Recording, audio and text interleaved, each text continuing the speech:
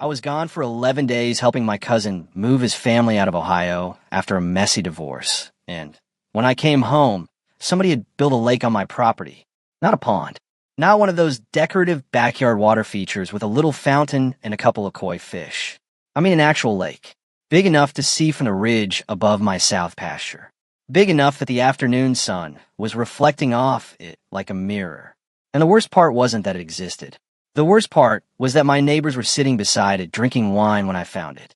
My name is Travis Boone, and my family has owned just over 500 acres outside a small town in eastern Tennessee for 3 generations.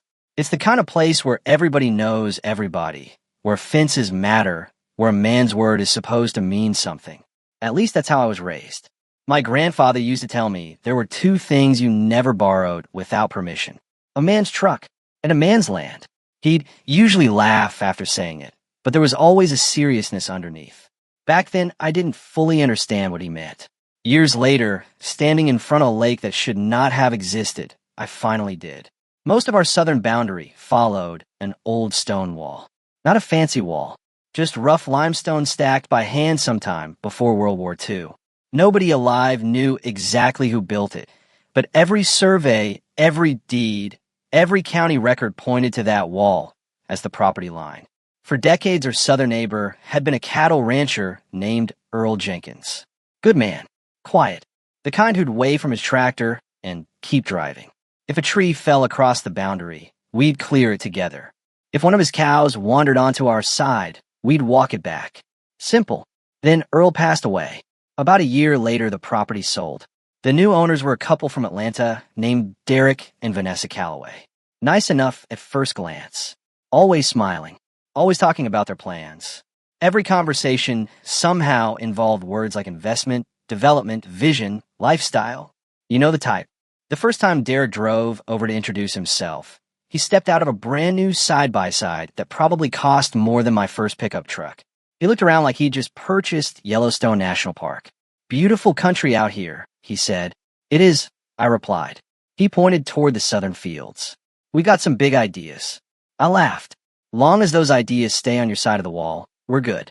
He smiled. Looking back, that smile should have worried me. A few months later, I left town to help my cousin. Nothing unusual. The farm was fine. The weather was fine. Life was fine. Then I came home. I remember driving the old dirt road toward the south pasture just before sunset. Everything looked normal until I reached the ridge. That's when I saw the water. At first, my brain couldn't process it. It looked wrong, like seeing a boat in the middle of a parking lot. I stopped the truck, got out, stared. The lake stretched across a section of pasture that had been grass and hardwood saplings less than 2 weeks earlier. Fresh clay banks, raw dirt, heavy equipment tracks, water already collecting from a natural spring that crossed that section of land. I stood there for maybe 30 seconds without moving. Then I started walking. The closer I got, the worse it became. The excavation wasn't near the boundary. It wasn't touching the boundary. It was well inside my property. So far inside, there wasn't even room for an argument. And yet somehow, there they were. Derek and Vanessa, sitting in folding chairs near the shoreline. A bottle of wine between them, watching the sunset, enjoying my land. When Derek noticed me, he actually smiled and waved, like I was arriving at a barbecue. "Travis," he shouted, "what do you think?" I stopped a few feet away. "What do I think about what?" He looked confused. "The lake." I glanced around, then back at him. "You mean the lake on my property?" The smile disappeared, just for a second, then came back. Smaller this time, more careful. "Our surveyor says this is our side." I looked at him, then at the stone wall visible behind us, then back at him. I honestly didn't know whether to laugh or get angry. "Your surveyor needs glasses." Vanessa shifted uncomfortably.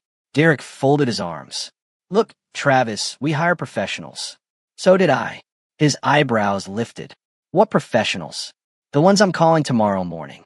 For the first time, neither of them had anything to say. And standing there beside that water, watching the sun drop behind the trees, I had a feeling this wasn't going to be solved with a friendly conversation. I had a feeling somebody was about to learn an expensive lesson. And I wasn't yet sure whether that somebody was going to be them or me. The next morning, I called the one person I trusted when it came to property lines, a surveyor named Walter Hayes. Walter had been working land records across 3 counties for longer than I could remember. He wasn't flashy, didn't advertise much. Half the time he looked like he'd rather be fishing than working. But if Walter told you where a boundary was, you could take it to the bank. He arrived 2 days later in an old white pickup held together mostly by rust and stubbornness. I walked him down to the south boundary. He stood there quietly for several minutes studying the stone wall. Then he opened a weathered folder filled with plats, deed copies, and aerial photographs. The longer he looked, the less happy he seemed. Finally, he sighed. Well, that's not good. I already knew the answer, but I asked anyway. How bad? Walter pointed toward the water. Every inch of that lake is on your property. Not partly, not mostly, every inch. For some reason, hearing it out loud made me angrier than finding the lake itself. Maybe because uncertainty had disappeared. There was no misunderstanding anymore. No gray area. No one needs to be stuck. Just a fact.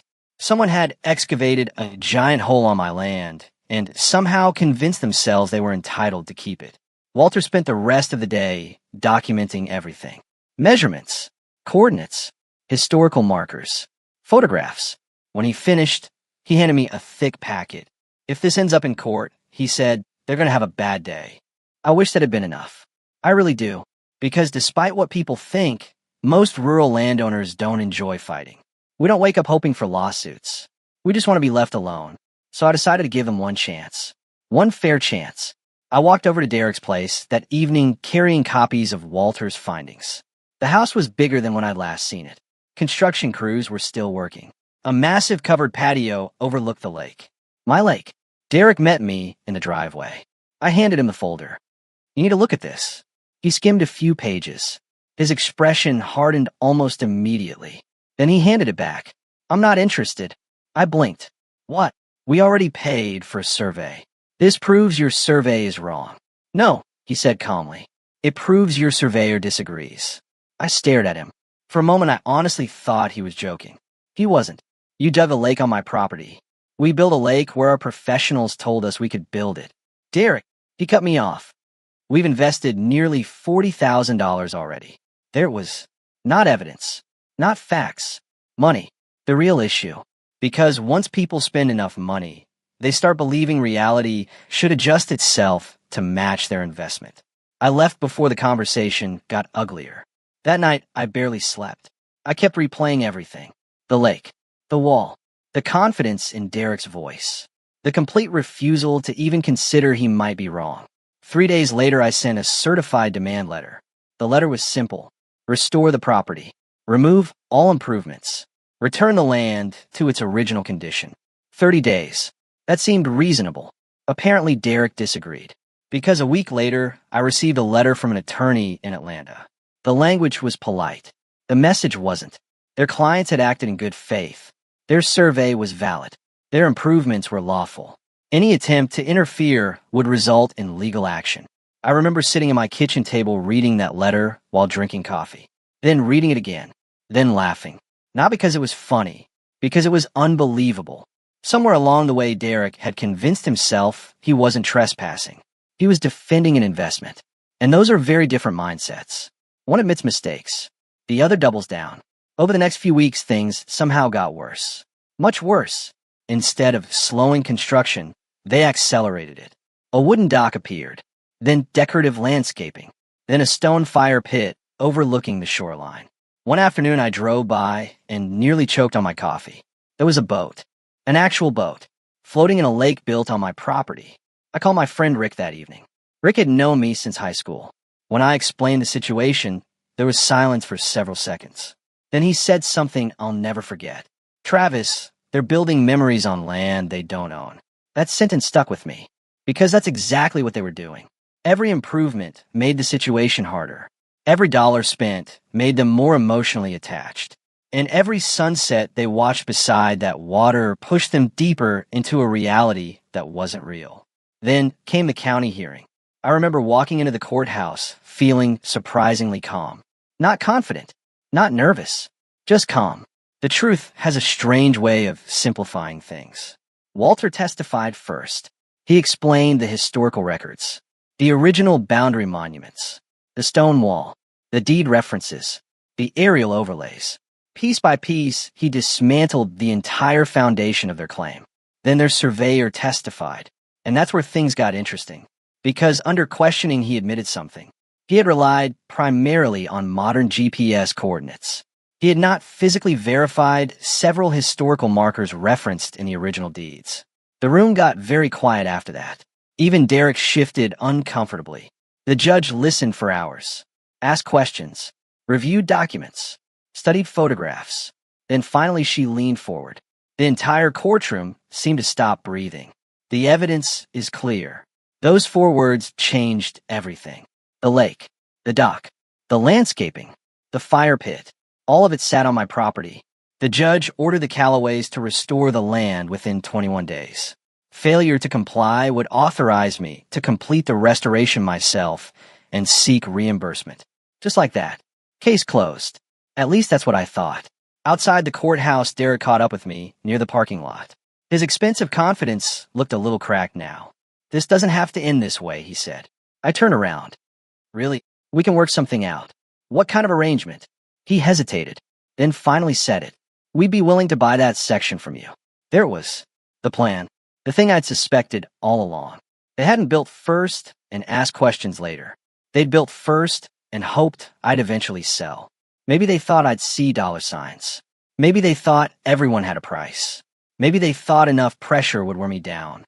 I looked him in the eye. "You never wanted permission." He didn't answer. "You wanted leverage." His jaw tightened. Neither of us spoke for several seconds. Then I turned and walked away. The 21-day deadline started the next morning. And for a while, I honestly believed they'd finally do the right thing. I believed they'd remove the dock, drain the water, fix the damage, accept the loss, and move on. But as the days passed, something strange happened. Nothing changed. Not one thing. The dock stayed. The landscaping stayed. The boat stayed. And every time I drove past, it seemed like they were adding something new. More plants. More stonework. More furniture. It wasn't denial anymore. It was defiance. By day 19, I had a sinking feeling. By day 21, that feeling became certainty. They had no intention of obeying the court order. And on the morning of day 22, standing on that ridge, looking down at the water one more time, I finally made a phone call that would change everything. The man who answered specialized in moving dirt for a living. And before that week was over, the most expensive lake in the county was about to disappear. The man I called was named Wade Turner. If you've lived in Eastern Tennessee long enough, you know guys like Wade. They don't advertise much. They don't talk much. But if something needs to be moved, buried, excavated, demolished, graded, or hauled away, somehow everybody ends up calling them. I explained the situation. Then I emailed him the court order. About an hour later, he called back. There was a long pause before he spoke. "You sure you want to do this?" I looked out my kitchen window toward the south ridge. The answer came easier than I expected. "Yeah." Another pause. "Then we'll do it right." 2 mornings later, just after sunrise, I heard diesel engines climbing the dirt road. 3 dump trucks, 2 bulldozers, 1 excavator. The crew rolled in quietly. No drama, no shouting, no celebration. Just work. Walter showed up too, carrying his camera and a folder thick enough to stop a bullet. Every step was documented. Every photograph time-stamped. Every measurement recorded. If anybody tried challenging what happened later, there would be no questions. Around 7:30, the first bulldozer moved toward the lake. Wade climbed down from the cab and walked over. "You got one last chance to change your mind." I looked across the water. The surface was perfectly calm. For a moment, I understood why Derek had become attached to it. The lake was beautiful. That's what made the whole thing so complicated. Bad decisions don't always look ugly. Sometimes they look absolutely gorgeous. I took a slow breath. Start. The first push collapsed part of the bank. Water surged forward. Mud rolled like a wave. The sound echoed across the pasture. Within minutes, the shoreline began changing shape. What had taken weeks to build started coming apart surprisingly fast. At around 8:15, a black SUV came flying down Derek's driveway. He jumped out before it stopped moving. Vanessa wasn't far behind. "What the hell are you doing?" he shouted. Wade didn't even look up. Walter calmly handed him a copy of the court order. Derek snatched it. His face turned red. "You can't do this." I finally answered. "We gave you 21 days. We were evaluating options. The judge already evaluated them. His mouth opened, then closed, for the first time since this whole nightmare began. He seemed genuinely out of arguments. The crew kept working. The dock came out next. Boards stacked neatly. Support posts removed. Every improvement disappeared one piece at a time. No destruction. No revenge. Just restoration. That distinction mattered to me. By late afternoon, the lake had lost most of its water. The boat sat tilted in thick mud. The fire pit was gone. The decorative landscaping had been removed. The fantasy was collapsing in real time.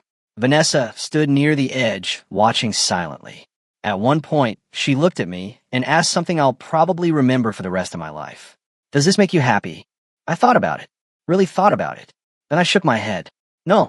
And that was the truth. People imagine moments like this feel victorious. They don't. Not really. Mostly they feel exhausting. Because by the time you win, you've already spent months dealing with stress you never wanted in the first place. The second day went faster. The remaining water drained away. The basin was filled. The grade restored. The spring redirected back into its natural channel. By sunset, the lake was gone. Completely gone. Standing there looking across the pasture, you almost couldn't believe it had ever existed. Almost. Derek approached me one final time before leaving. His shoulders looked heavier than I'd ever seen them. You know, he said quietly, this could have been something special. I nodded. It probably could have. Then why? I looked toward the old stone wall. The same wall that had been standing there long before either of us arrived. Because it wasn't yours. He stared at me for several seconds, then turned and walked away. That was the last real conversation we ever had. Or so I thought. A few weeks later, I got served with another lawsuit. Apparently, Derek wasn't finished. Now, he was suing for destruction of property, financial damages, emotional distress, lost investment value. Honestly, I lost track halfway through reading it. Rick came over that evening. I handed him the paperwork. He read it, then started laughing so hard he nearly spilled his coffee. Please tell me this is a joke. I wish. The lawsuit moved surprisingly fast. Same courthouse. Same judge. Same facts. Different day. Their attorney argued they intended to appeal. The judge asked if they had filed an appeal. No. The judge asked if they requested a stay. No. The judge asked if they had ignored the restoration deadline. Unfortunately for them, yes. The hearing barely lasted half a day. Case dismissed. Just like that. Then something unexpected happened. Walter's environmental documentation showed damage to several young hardwood stands and sediment issues caused by redirecting the spring. We filed our own claim. A few months later, the court awarded me restoration costs and additional damages. Nothing life-changing, but enough to make a point. The financial hit seemed to break whatever fight Derek had left. The property went on the market the following year. Around here, news travels faster than internet service. Everybody knew the story. Contractors knew. Realtors knew. Potential buyers knew. The property eventually sold, but not for what they'd paid. A retired couple bought it. Good people. The first week after moving and they stopped by my place, carrying a homemade peach pie. The husband smiled and pointed toward the south boundary. We heard about the wall. I laughed. Yeah. He nodded. We don't plan on crossing it. That was probably the best conversation I'd had with a neighbor in 2 years. These days, if you walk through that pasture, you'd never know a lake was there. Grass covers everything. The spring follows its original path. The hardwood saplings are growing again. Nature has a funny way of reclaiming things. Sometimes faster than people expect. And every now and then I still walk down to that old stone wall. Not because I'm worried anymore. Not because I'm looking for trouble. Mostly because it reminds me of something I didn't fully understand when my grandfather first told me. Boundaries aren't really about dirt. They're about respect. The dirt is just where respect becomes visible. Now here's the question I've never completely answered for myself. If Derek had come to me before breaking ground, if he'd asked permission, if he'd offered to buy that section honestly from the beginning, would I have said yes? Maybe. Maybe not. The truth is we'll never know. Because once somebody decides to take instead of ask, the conversation changes. And that's the part I'm curious about. If you were standing where I stood, looking at that lake on your land, would you have filled it in the moment the deadline expired? Would you have negotiated? Sold the property? Taken the money and moved on? Or do you think some boundaries have to stay exactly where they are, no matter how much it costs? Let me know in the comments. I'm genuinely curious where you land on this one. And if you've ever dealt with a neighbor, a property dispute, or a situation where standing your ground came with a price, I'd love to hear that story too. Because sometimes the biggest fights in life aren't about winning. They're about deciding which line you're willing to defend.